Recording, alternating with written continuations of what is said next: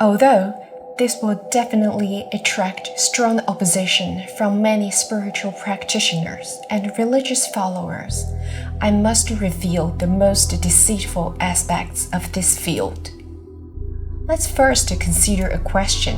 Which field is most likely to connect with the spiritual realm and the spirits? The answer is obvious. All forms of mysticism and religion are the best bridges to establish communication with the spirits. If you are interested in mysticism, occult, religion, or spiritual practices, the first spirit you encounter on this path will never be an angel or deity. Why? First, you should ask yourself, among 8 billion people, what makes you special? Among the countless beings in the universe, what makes you unique? The answer is no, simply nothing. In the vast universe of billions of beings, your energy and brilliance are most negligible. Simply proclaiming your faith in deities or God does not mean they are obligated to protect you or fulfill your wishes. They are deities who maintain the world order, not your Aladdin's lamp. True deities are noble. They would never idle around, coming down to churches or listening to your prayers. Nor would they gratuitously impart you with knowledge that could disrupt the world order. Their time is also precious. Even in higher spiritual realms, they have more important and complex matters to attend to, and their attention to their earthly realm is quite limited. There is no customer service platform in paradise, nor customer service representatives waiting for calls from mortals. So why would you think that the simply calling upon a deity would prompt them to come and assist you? Making a phone call consumes a fee. Why you think inviting a true deity wouldn't come with a cost? At this point, some might fight. No, you are wrong. When I pray or cast spells, I feel their presence.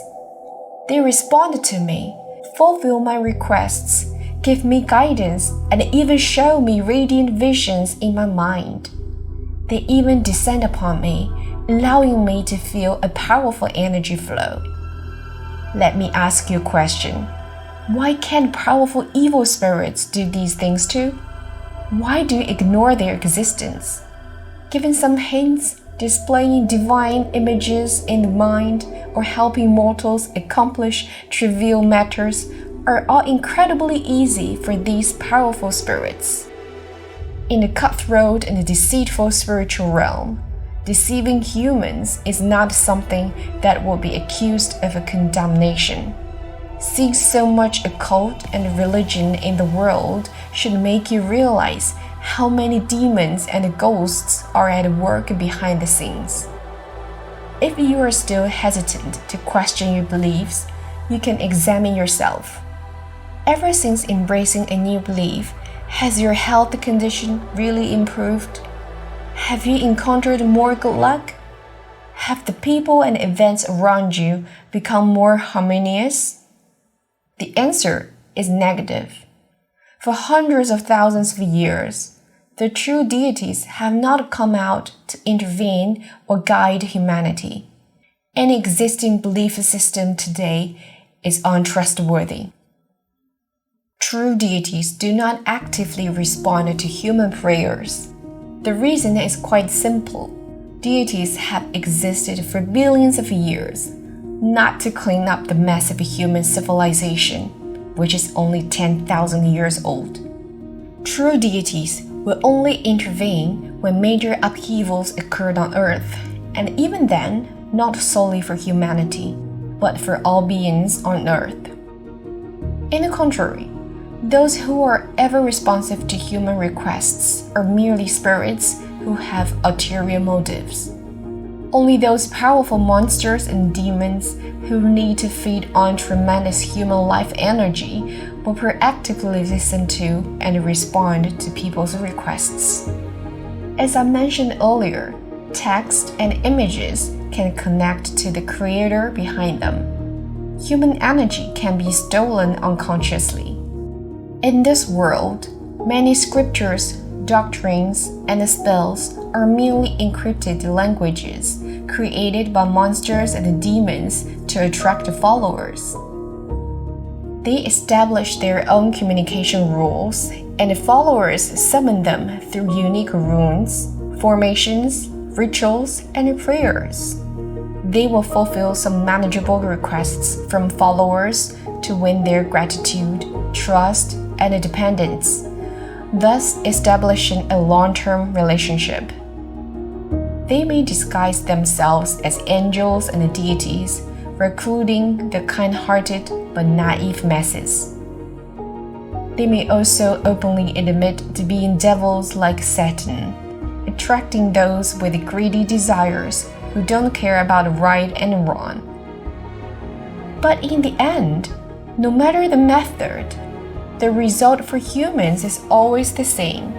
Monsters and demons need human life energy.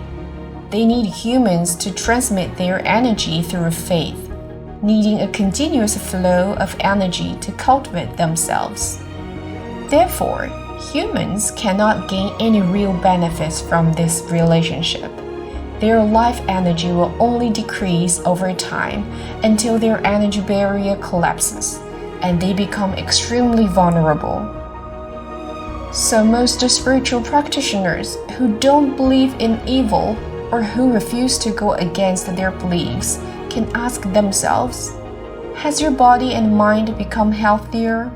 Have the people, events, and things around you become more prosperous? If not, then it's time for some self-reflection. Those spiritual practitioners who are long obsessed with the mysticism and religion often end up facing endless misfortune. Their mental, physical, family, love life, and career will all become chaotic due to insufficient energy and poor future. Of course, you may find it hard to understand. How can spiritual practice be so dangerous? Shouldn't there be righteous deities protecting practitioners on their path? Next, I will explain why practice of cultivation is inevitably cruel. Firstly, anyone who wishes to cultivate must inevitably come in to connect with the metaphysical spiritual realm. This means they will certainly encounter stronger evil spirits along the way. The lower spiritual realms are cruel and on the law of the jungle, just like human society, where deceit is everywhere. If one has not experienced the vast deception of the spiritual realm, they will lack insight and will repeatedly fall into traps set by other spirits, heading over their energy for cultivation. As a living being, lacking self-protection abilities is a fatal mistake for survival, no matter where one is. Therefore, if you want to truly touch upon cultivation and want your soul to be immortal, you must first go through such trials. Only by seeing the chaos and horrors of the spiritual realm, establishing self-protection awareness, and seriously verifying the path of cultivation does one have the chance to encounter genuine cultivation. For this reason, true deities will not intervene to prevent practitioners from going astray before they become serious and irrational. Only by falling can one learn to stand up. This is divine love, a truly wise love, a great love that considers the long-term well-being of practitioners. It is not, as many expect, treating deities as parents, wishing well, or guardians who should be at your beck and call. So, when you engage in divination, mediumship, healing, meditation, or spellcasting, or when you pray in churches and temples, it is certainly not the true deities who are responding to you. When you engage in these activities over a long period, your energy aura will deteriorate. Generally speaking, the following situations will occur.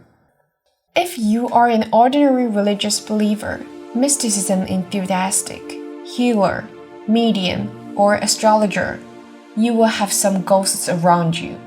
Their main influence on humans is making them feel depressed and maintain a pessimistic outlook on the world. This aligns well with energy characteristics of ghosts. They hope you die as well. If you have a strong obsession with mysticism, constantly practicing divination, spells, and healing for years, and sensing responses from the spiritual realm, then you may have attracted stronger spirit entities, such as fox monster or snake monster. These spirits, more cultivated than ordinary ghosts, possess more spiritual realm abilities and can foresee things humans cannot. But what is the cost? They prefer residing in a person's eyes, heart, and sexual organs, directly affecting one's sexual desire and the urge to interact with others. Furthermore, if you have gained influence over a group of people, such as becoming a church leader, a well-known astrologer, healer, or a shaman capable of dealing with paranormal events, you must possess excellent skills in attracting followers. For great demons, you are the perfect earthly agent. They will actively respond to you, fulfill your requests, and quickly build trust with you. To recruit you, they will closely bind their energy frequencies with yours. They will tempt you by helping you gain fame, wealth, and power through supernatural abilities or fortunes, fostering greed and dependency. Meanwhile, you will frequently seek help from the spiritual realm through spells, formations, or even sacrifices. Over time, through repeated practice, you and the demons become more deeply intertwined, making it difficult for you to escape away from their control. At this stage, your energy aura and that of the demons are completely mixed. Others may even think you have a powerful aura and treat you with respect. The sense of superiority will make you feel pleased, and you will unknowingly develop a desire to control others and relationships. Even more cruelly, while the first two types of people can forcibly withdraw from these relationships, the last type cannot unilaterally exist. Only when you grow old and lose physical and social value will the powerful demons let you go and seek the successor. By that time, not only will you have aged, but your body's aura will also have withered. Those little monsters and ghosts you once suppressed will be the first to come back to take revenge on you. That's why many masters and spellcasters end up in miserable conditions in their old age. I know many public figures who ended up in poor health or even went insane. From the examples above, we have understood what bad luck is and the sources of bad luck in life. Now, let me teach you how to avoid bad luck and improve your fortune. The first step is to stay away from the places mentioned earlier that are filled with negative energy. Those places are already swarming with ill-intentioned spirits, and you shouldn't give them the opportunity to set traps for you. Secondly, avoid crowded places. On the one hand, every person carries some spirits with them. Some have 2 or 3, while others have hundreds. Humans naturally have more desires than other beings, inevitably attracting spirits. Even the healthiest person is not immune. Therefore, crowded places are essentially small human hells. On the other hand, whenever you are in a crowded place, the energy between people interacts and your energy gets depleted. You might not fall ill under normal circumstances, but you could get sick after unknowingly coming into contact with someone with extremely low energy. Thirdly, Crowded places are more prone to accidents. Many accidents specifically target places with dense crowds. As I mentioned in a previous video, accidents require the right timing, and the more people there are, the higher the likelihood of negative energy converging and triggering accidents. The third point is to clean your home. If your home is filled with dolls, figurines, or images, make the decision to get rid of them. Your home is your resting place. Don't let them take up residence there. The fourth point is to give up habits that damage your fortune. Moderate your desires. Avoid drinking, smoking, and staying up late. Don't fall in love with horror and thriller works. Don't enjoy fishing by the river. Don't engage in dangerous, thrilling activities, and so on. All these habits involve the participation of spirits, who aim to make you addicted in terms of senses, emotions, and mind, and then parasitize your aura for the long term. The fifth point is, if you are a doctor and have to interact with the patients or the elderly, first, ensure your workplace and home are well ventilated and disinfected. These measures can help you repel relatively weaker spirits. Secondly, when you have free time, go to spacious, bright, and serene natural settings to relax. These environments usually have clean energy, and some places may even possess positive life energy that can boost your aura's resistance. This is the only way for ordinary people to have the chance to acquire good energy. But be cautious. Avoid beautiful but narrow and dangerous-looking natural landscapes. Remember, narrow spaces like mean blocked energy flow, and danger likely means negative energy has accumulated. The sixth point is, if you already feel that you are being disturbed by spirits, the only thing you can do is not engage in dialogue and stop all forms of communication, including acknowledging their existence. You must completely ignore them. Do not turn to pray to other deities, and definitely don't invite others to perform spells, as these actions will attract stronger spirits, providing them an opportunity to gain your trust. The only way to save yourself is to follow the first 5 suggestions and exercise more to restore your energy aura to a healthy state. If spirits find no benefit from you, they will most likely leave. The seventh point is about abortion. Infant spirits are the only spirits that cannot be driven away by the above methods. Their souls are born from their parents. They're your responsibility. Therefore, you only have 2 choices. The first option, if you're a high achiever, wealthy, or a government official, is to bury the infant spirit beside your ancestors' graves, taking the infant spirit to the resting place of your ancestors' souls to soothe them. If you're not in any of these categories, your only option is to become a true cultivator, one capable of sending the infinite spirit to a special place in the spiritual realm.